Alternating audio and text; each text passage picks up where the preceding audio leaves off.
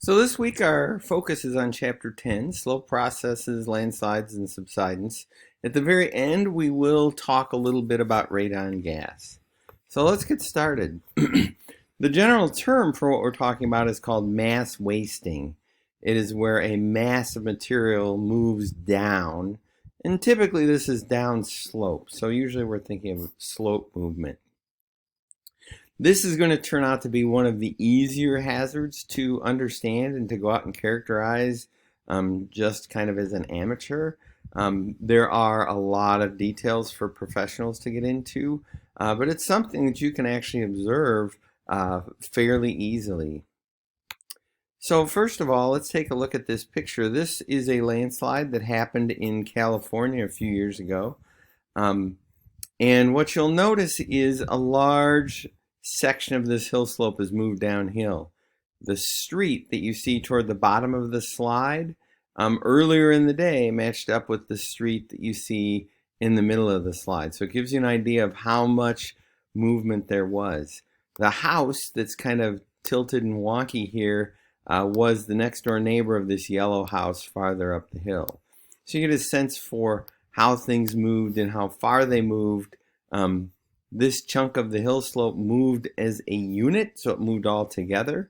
But you'll notice that even though that happened, the ground throughout that big chunk that moved as a unit was disturbed. You can see the street's not really straight there anymore.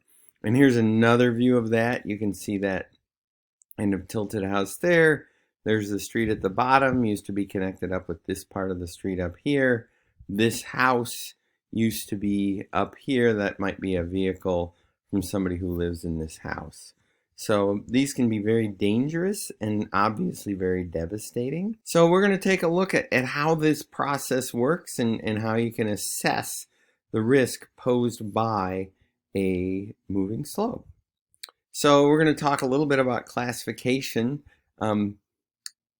We put slope movement into a couple of big groups. One is flow, and a flow happens, or a flow is when the material is what we would call incoherent. It doesn't stay together as a unit. Remember that picture we looked at from California? That was a slide. A flow is when everything kind of falls apart and gets all mixed up. And so you can see this is kind of a classic flow. It started up here on the side of the hill, and the materials all tumbled together, and it came out here at the bottom. So there's our flow deposits. So that's a flow. A slide is coherent, which means everything's kind of sticking together and moving as a group. We saw some pictures of that from California. And if we do like a little side drawing, this is what that looks like. So this is what we call a slump. You can imagine that one house was sitting right here. It used to be up here, and this big chunk of material slid down, took the street, the house, and everything with it. The material generally stays together. It does get broken up a little bit. And so that's a slump. And we'll talk more about slumps as we go along here. Another example of a slide is just when you get a big layer of rock sliding down the hill. So that's an example of a rock slide. And then the other type of slope failure that's pretty common is what we call a fall. And a fall is just when a rock falls off a cliff. So gravity is going to pull that down. It creates a deposit at the bottom that we call a talus slope or a talus pile.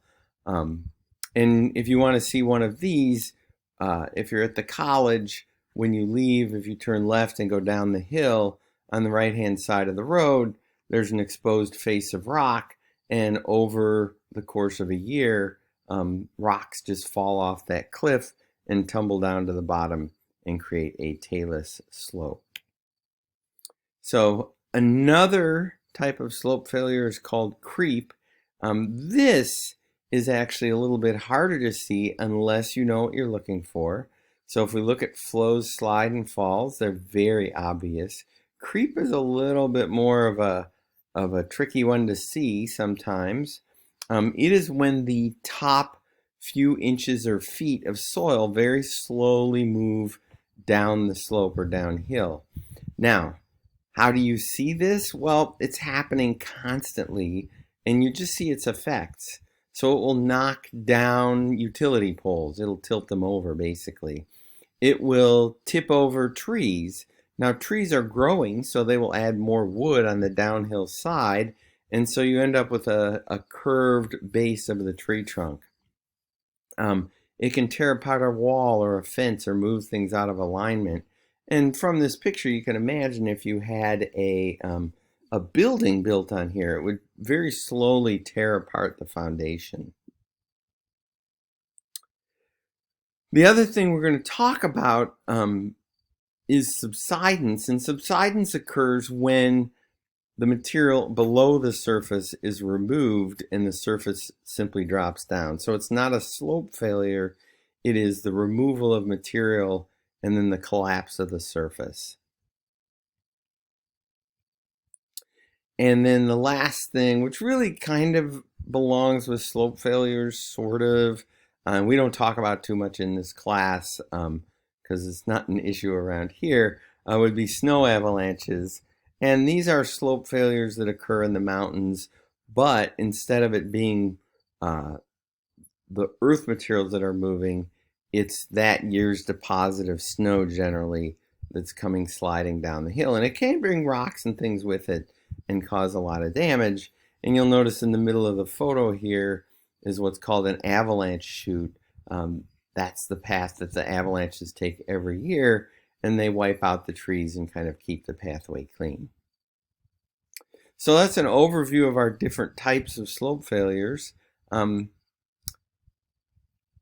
Let's talk about slumps a little bit, because this is a really common type of slope failure that we see. In your book, it's referred to as a complex slide.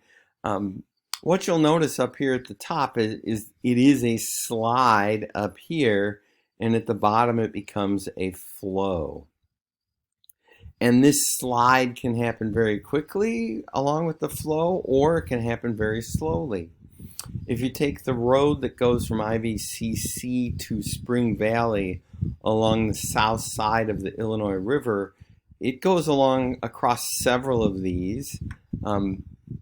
After you leave the college, you go past the auto repair places, kind of around some curves, and past a golf course, and then you start to go down a hill. When you go down that slope, you actually go across the top of one of these slumps. And a few years ago, well, actually ever since I've been here, and I've been here for a while, that road has to be repaired every few years because different parts of it keep sliding down as part of the slump. And so you see a big curved fracture along the road, and part of the road has dropped down maybe a few inches. And a couple of years ago, part of the road dropped down a few feet. They had to close the road, and this time they actually rebuilt. They kind of tore it all apart and tried to rebuild it. And I actually have some pictures of that I probably should put in the slideshow at some point so people can see them, but they're not in there yet. So that's where you can go across the top of one of those. And then you get into the lower part of the Illinois Valley, and there are several places, especially as you get closer to Spring Valley, where you're driving over the lower flowing part of one of these slope failures. And when you do that, the road gets very wavy and bumpy. And just this past year, I guess that would be the Putnam County Highway Department, has torn apart that road and completely rebuilt it. So they're trying to fight that. But of course, because that is this very slow ongoing flow, within a few years I would expect that road to be bumpy again. So that's a good place to see the effects of this kind of activity. Here's a picture of one that was a little more dramatic, or maybe a lot more dramatic, in California. Back in the 90s and early 2000s, this thing was active twice. The first time it damaged some houses. I can't remember if it killed anybody. Might have killed a couple of people. And then 10 years later, it reactivated and did the same thing. It actually reached farther into the neighborhood. So the first one kind of stopped back here. They built a wall to kind of hold it back. Somebody who had lived in a house here moved to a house across the street and actually got their house destroyed a second time. So, and this picture was taken right after the second event. These vehicles you can see at the bottom of the photo are emergency vehicles going in there trying to rescue people. So up at the top, if we look back, you can see this is where the slide happened, and then the base of it turned into a flow and actually buried these houses in a matter of a few seconds. So this was a very, very rapid event. So how do you assess this hazard? How do you determine if it's a problem in your area?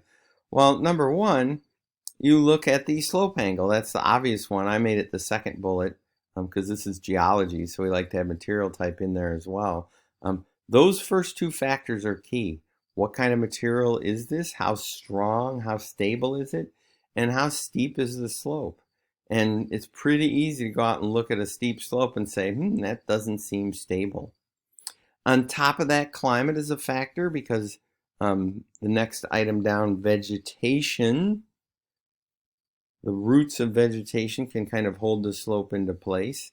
If you get too much vegetation, it can kind of start to tear the material apart. So there's a complex interaction there. Generally speaking, we think of vegetation as stabilizing the slopes. And water is a huge factor. Water is typically our trigger. And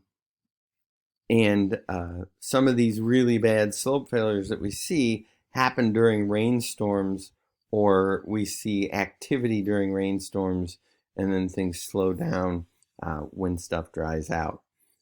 However, water feeds vegetation and the roots help hold the soil. So you can see there can be a very complex interaction between these factors.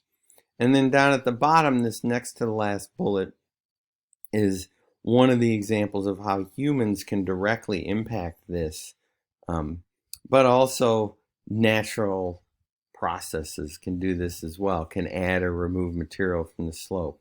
So for example, a river can erode the base of a slope. That would make it less stable. People can add material to a slope, and this is happening in one of the lab exercises that we have. If you do the slope one, you can actually see this and what ultimately happens. So let's take a look at a picture of a slope, kind of including some human activity and some material properties. You'll notice in this case, if we just focus on the natural materials, they appear to be some kind of sedimentary or maybe metamorphic rock. You'll notice that the layering in the rock parallels the slope. That tends to make it less stable. The slope is fairly steep. That tends to make it less stable. In this case, people have come in, they've cut out part of the slope, they've used that material to fill in the lower part. That's going to destabilize our slope. They removed support from this area where they cut things out, and then they added weight where they dumped the new material. So they're kind of doing a double whammy to the slope. The cesspool is what you might think of as the septic tank. It could also be a swimming pool or watering the lawn. This is a place where they're adding water to the slope, which generally speaking will tend to destabilize things. So when you look at a slope, you can start to look for some of these clues and think about, would that make the slope more or less stable? So what causes slope failure? Well, gravity. On top of that, we have weathering and erosion. Those are the core causes. They're natural. This is a natural process. Typically, what happens, though, is something will trigger, especially if you get a dramatic, rapid slope failure. That's where we look for these triggers. And we're going to look at this in a little bit more detail on the next slide set, and then we'll talk about subsidence as well.